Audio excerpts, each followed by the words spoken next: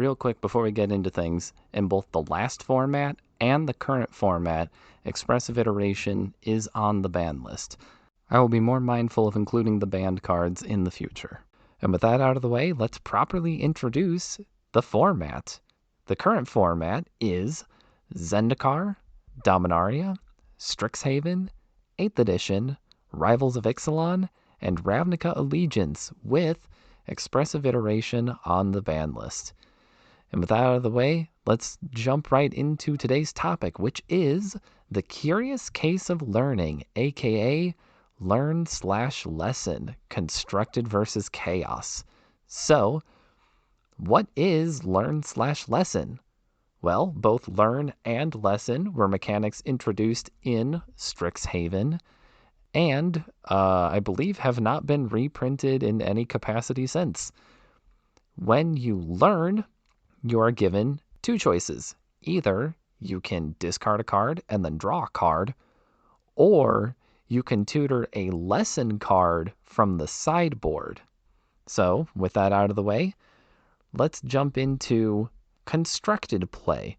Did learn cards and lessons see play in constructed formats? And the natural place to start is by starting with standard. For those of you who don't know, there was actually a learn card that was put on the ban list, Divide by Zero. Divide by Zero is a really interesting card. It costs 2 and a blue for an instant. It says return target spell or permanent with a mana value 1 or greater to its owner's hand, and then learn. This card is extremely powerful. It's almost like an unsubstantiate plus a remand combined, which is something that is really nice for 3 mana. And by the way, the reason that it doesn't bounce things that cost 0 is because from a gameplay standpoint, bouncing tokens would be really strong. And from a flavor perspective, you cannot divide by 0. You can't bounce something with 0 converted mana cost. So, why was Divide by 0 banned? Well, the reason for that was because it was an extremely efficient and frustrating spell to play against, particularly in that standard's Is It Control deck, a deck that had a lot of permission spells, and it would win by casting Alrund's Epiphany, an extra turn spell that made a couple of 1/1 flyers. So you would be able to make a couple of 1/1 flyers, and then you'd be able to defend them. And your opponent, meanwhile, would not be able to do anything. So, I believe Alrund's Epiphany and Divide by Zero got banned during that standard because they were just that powerful. What lessons did that particular deck use? Well, it used what I like to call the big 3 lessons of blue decks. It used Environmental Sciences, Teachings of the Archaics, and Mascot Exhibition. And if I sat here telling you what all of the lessons did, I would be very boring. So I will not be doing that. I will move on to Pioneer, though, where Divide by Zero was actually a card that was used in creativity decks. This is a controlled style deck with a little bit of a combo finish, right? It would make a couple of treasure tokens, and then it would use creativity to spin into, I believe it actually just spun into Worldspine Worm plus Xenagos, and then you just have a hasty trampling 30/30. And what Divide by Zero did was it would do the whole remand thing where it would bounce a thing and then learn a card. But also, if you had Worldspine Worm stuck in your hand, you would be able to instead choose the discard and draw mode, where you would just discard Worldspine Worm, have it shuffled into your deck, and then you draw a card, which then hopefully isn't the Worldspine Worm. And yeah, it saw a decent amount of play there as well. Moving on, though, in Pauper, there was a particularly broken card that was printed that has gotten multiple cards banned. And that card is First Day of Class. First Day of Class costs 1 and a red for a sorcery, and it reads, until end of turn, whenever any creature enters the battlefield under your control, it enters with a 1/1 counter, and it gains haste until end of turn. And then you learn. And the card that you're learning is usually Introduction to Prophecy, 3 colorless to scry 2 draw card, or it's sometimes Pest Summoning to hedge your bets against aggro. Related to First Day of Class, there's a particularly famous clip of Spice 8 Rack going infinite against the Professor on an episode of Shuffle Up and Play. It realized that with First Day of Class active, it could sacrifice Putrid Goblin to Skirk Prospector. Putrid Goblin's Persist would bring it back with a -1/-1 counter. First Day of Class would make it enter with an additional +1/+1 counter. The counters would cancel each other out, and you're back where you started, except you have an additional red mana floating. So it made infinite red mana, then cast Intro to Prophecy in order to scry for, I think it was Goblin Matron. Goblin Matron searched up Flame Wave Invoker, and then Flame Wake Invoker is an infinite mana sink. Something Proletariat Fiery Goblins. But that is not the best deck that had First Day of Class. The best deck that had First Day of Class, and arguably the best deck ever in Pauper, in the history of Pauper, is Chatterstorm. This is a Storm deck that played out a bunch of rituals, and it had Galvanic Relay in order to sink mana into if you did not find the particular combo of First Day of Class plus Chatterstorm. All of the 1/1 squirrels would enter with a +1/+1 counter and gain haste, so you would actually be able to win the game on the spot, starting as early as turn 1 in some cases, but realistically you're looking at like turn 2 or turn 3. And unlike a lot of other Storm decks currently in Pauper, it was almost impossible to interact with this other than like counterspelling a ritual. Like usually Storm decks, you could save some sort of graveyard hate, and then when they try and utilize the cards in the graveyard, you could exile the graveyard, and it would greatly hinder their ability to do things. But the Chatterstorm deck was immune to almost anything that the Pauper format could actually throw at it. And so that deck was banned shortly after it was found out. Both Chatterstorm was banned right away, and then eventually people started doing it with Hunting Pack, and it was still too good, so they banned Galvanic Relay. Absolutely crazy deck. All thanks to First Day of Class. That was the card that really put it over the top. And so, Divide by Zero and First Day of Class are really good cards. What about all of the other Learn cards? Well, most of them did not see nearly as much play. I'll go over some of the examples that I found on MTG Top 8 that were that showed up across multiple decks. That showed up across at least a handful of decks, and it's not just 1 or 2 instances here and there. Starting with Standard. Professor of Symbology was played in a few different decks. I saw it in a few White Weenie decks with Inkling Summoning, Academic Probation, Reduced to Memory, and Environmental Sciences as lessons. I saw it in a blue-white control deck that had the big 3 plus Reduced to Memory. And I saw both it and iTwitch in a really sweet black-white control list, which used the Environmental Sciences and Mascot Exhibition. It had Reduced to Memory, Pest Summoning, Confront the Past, which is, if you've never heard of it, it's either a reanimation spell for a planeswalker or it removes twice X loyalty counters, which is wild. And it also had Necrotic Fumes. In addition to that deck, iTwitch also saw play in Black-Red Aggro alongside Hunt for Specimens, and that deck learned for Pest Summoning, Necrotic Fumes, Start from Scratch, and Environmental Sciences.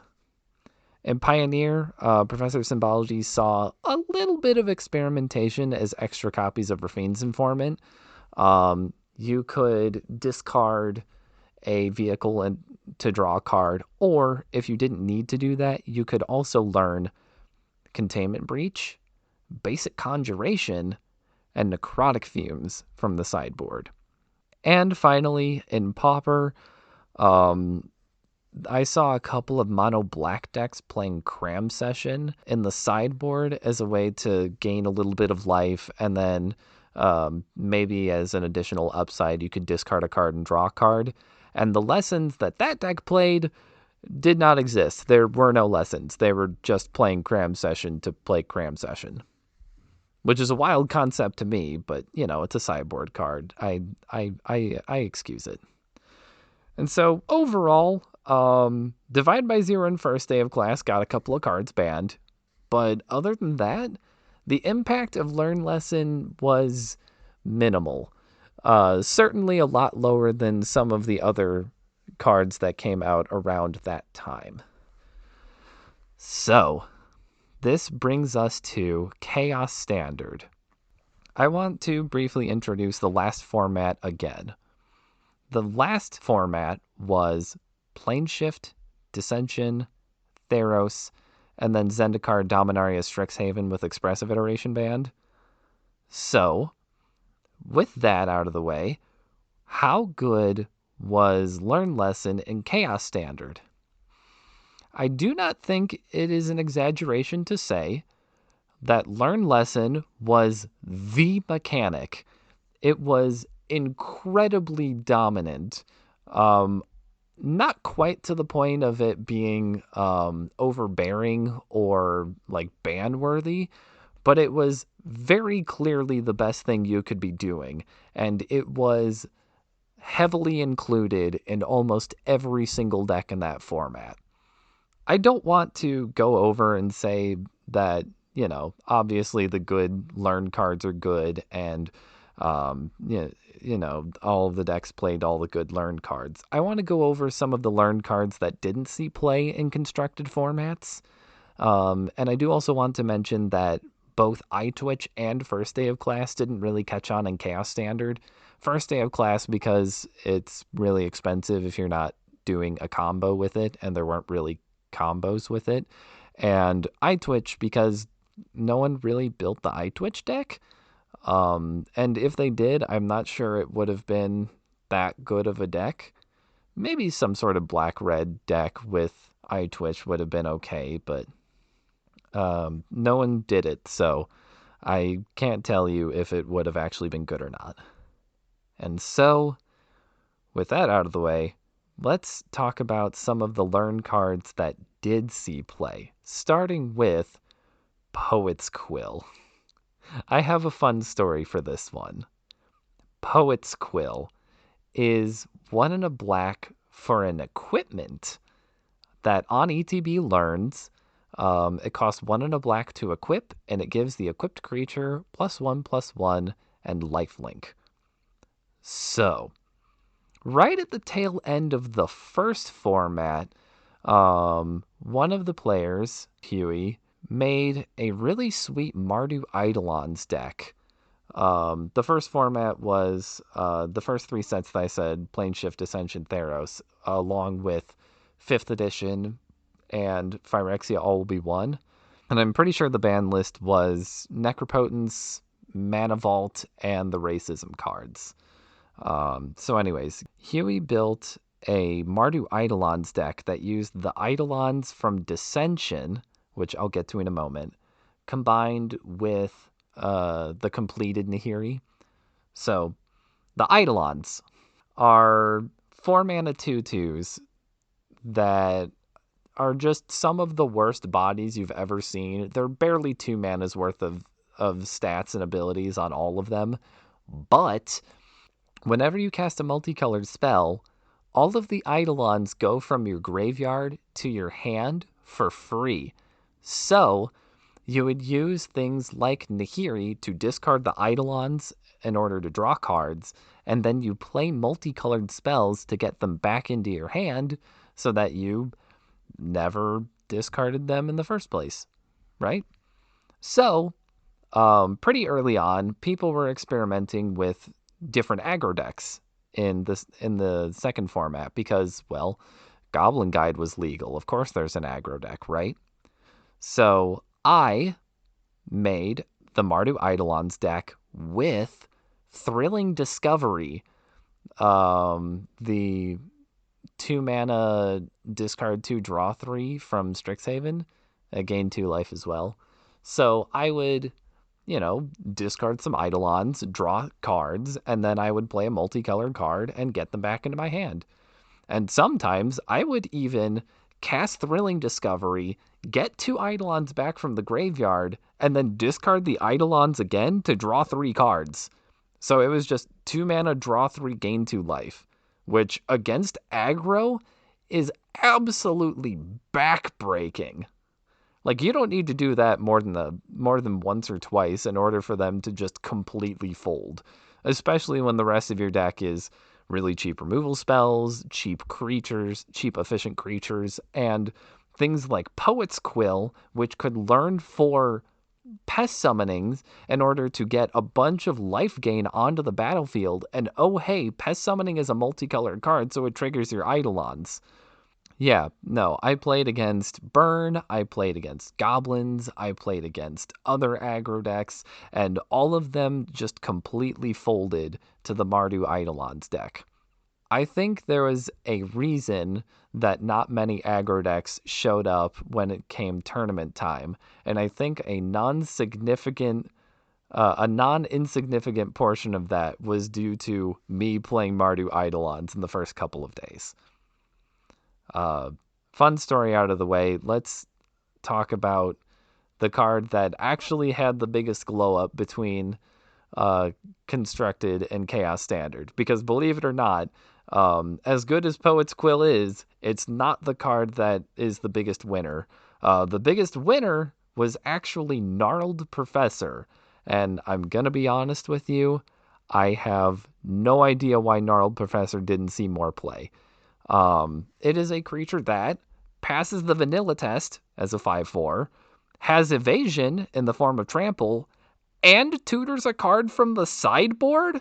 Like, this card is legitimately insane. And it saw, like, very little play. Almost zero play in various formats. I think I saw, like, one standard deck and, like, one pioneer deck that played it. Oh, and by the way, I'm saying this. It's like the 3 and 4 star events on MGT Top 8. So we're all clear. And yeah, this creature, Gnarled Professor, was just played in any deck that was playing green. Aggro decks, mid-range decks, ramp decks, control decks. It was played everywhere. And the more aggressive decks, it was seen as like a curve topper, just like a big dude that gave you a little bit of card advantage. While in slower decks, like ramp decks, it sort of like bridged the gap between the early game and the late game. If your opponent was doing things, Gnarled Professor could come down and like eat a removal spell or stop your opponent from attacking. But against the slower decks, it is a really fast clock. You only need to attack with it 4 times in order to win the game. So it definitely got in there. And speaking of ramp decks, Field Trip.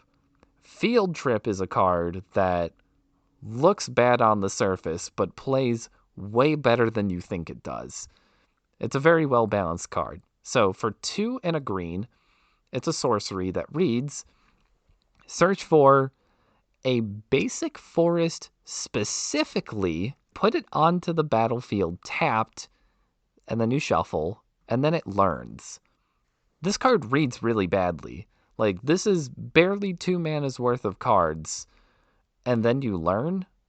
Like, why would I not play something like Rampant Growth or 3 Visits or Farseek, right?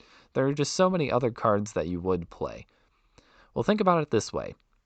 Ramp decks tend to be some of the most powerful decks in a format. You are casting like huge bombs in the late game. But ramp decks are also some of the most inconsistent. If you draw your ramps or your ramp payoffs in the wrong order, you just lose the game because you do not do almost anything.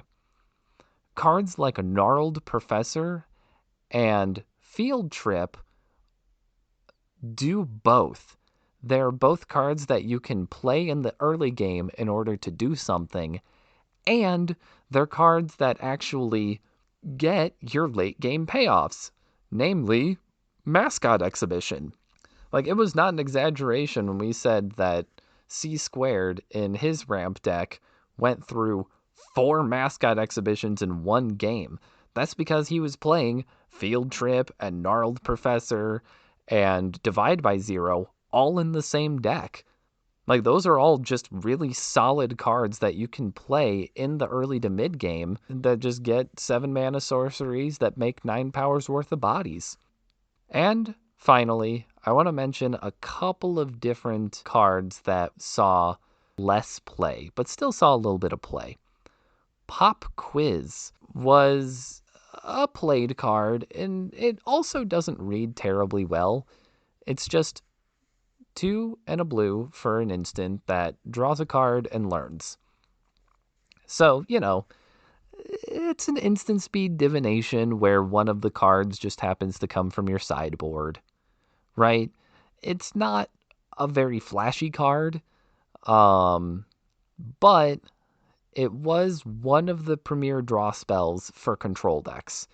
There was an argument between playing Pop Quiz and Iour Ruin Expedition, and the consensus, I think, was you played both. You didn't necessarily play 4 copies of both, but you played both. And finally, Overgrown Arch. I do want to explain Overgrown Arch as well because it's not a card that you've probably heard of. It costs 1 and a green for a 0/4 defender with tap, gain a life, and 2 sacrifice, you learn. So this card has not seen play for a reason. Like, this card is not very good, usually. The aggro decks, or the early game aggression that people tended to put on, could not deal with a 4 toughness body very well. It was a lot of 3 power creatures at the most. It was 2 and 3 power creatures mostly. So a 0/4 that could just sit on the battlefield and then you just tap it every turn to gain a life, that did make a huge difference in some games. And if the metagame is also full of mid-range decks that like to 1-for-1, you're not going to want to point that at an Overgrown Arch because, 1, it doesn't do anything other than just sit there and gain life. And 2, if you did point a removal spell at it, it could just sack itself and tutor a card from your sideboard. I want to be very clear. Overgrown Arch is not that good of a card, but it was a card that I played in that particular metagame because it was decent. And there's one other lesson that I have not mentioned up to this point that I will be mentioning at the end of the episode that is possible to see play in the current format.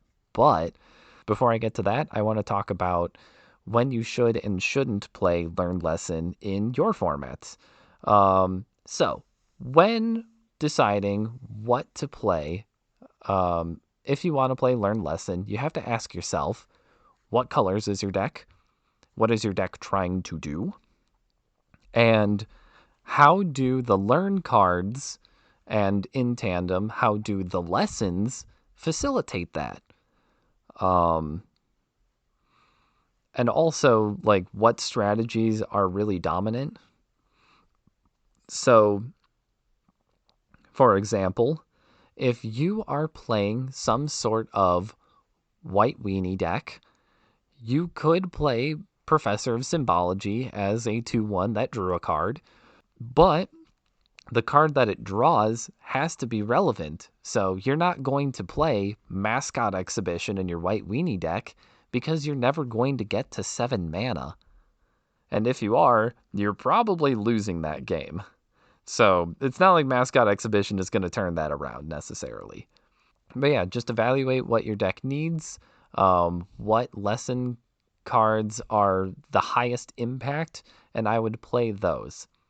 I will also say that you should play more lessons in testing your deck so that you can figure out like if your deck can beat a particular other deck without needing to sideboard, or what lessons in particular either don't come up or come up a lot that you might want additional copies of a card for.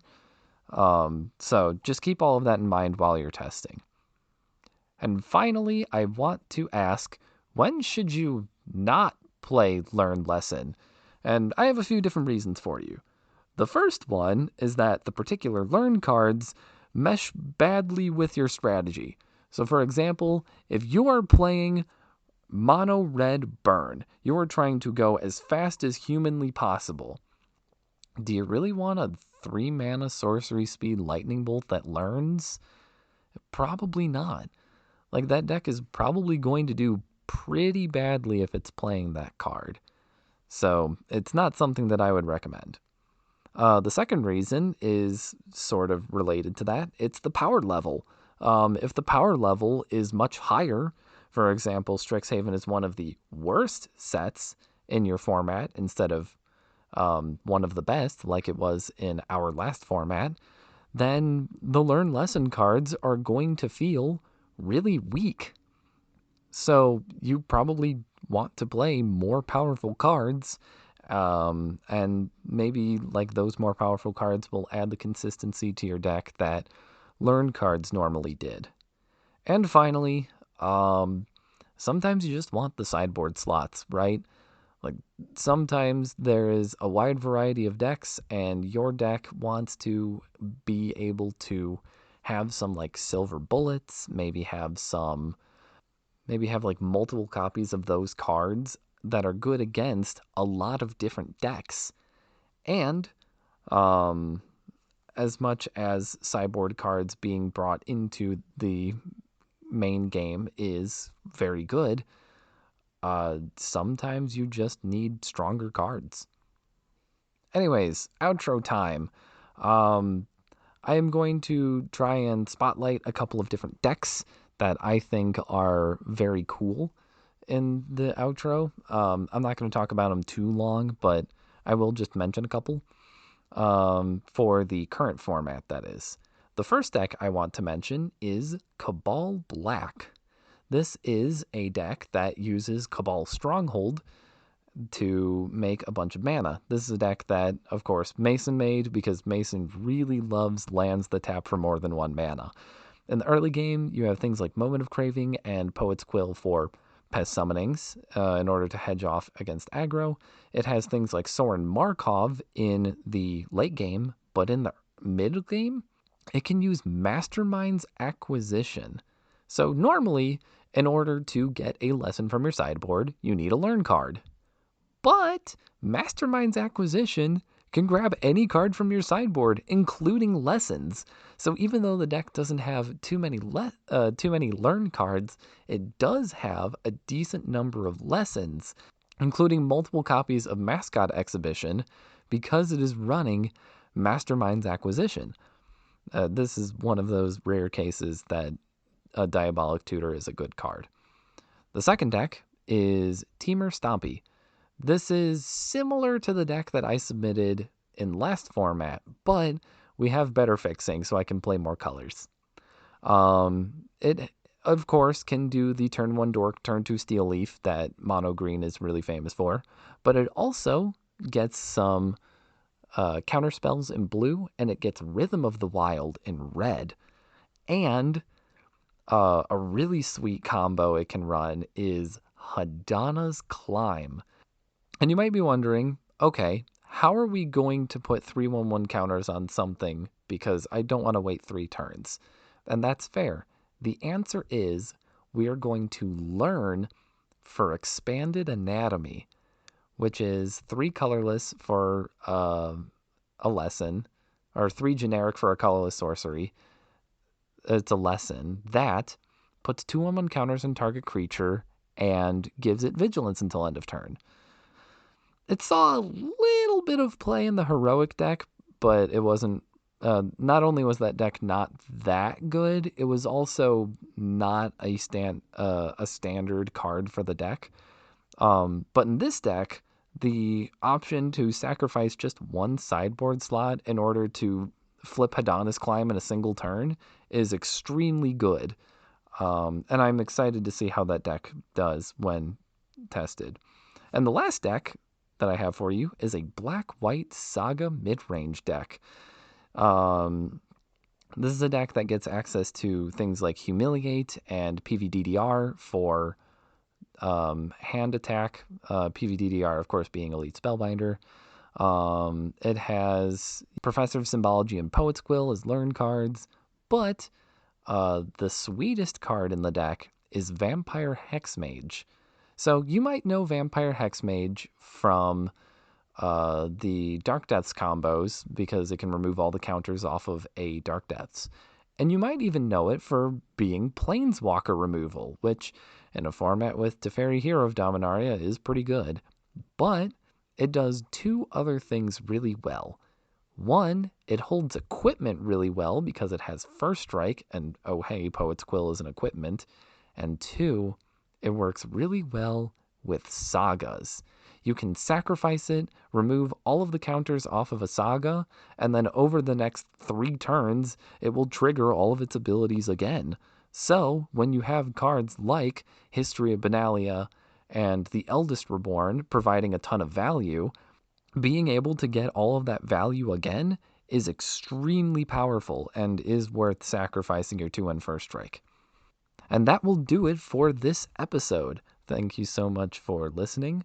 As always, if you want to join us, and we're pretty cool people, I hope you do join us. The link will be in the description below. Thank you so much for listening, and I'll hope to see you next time.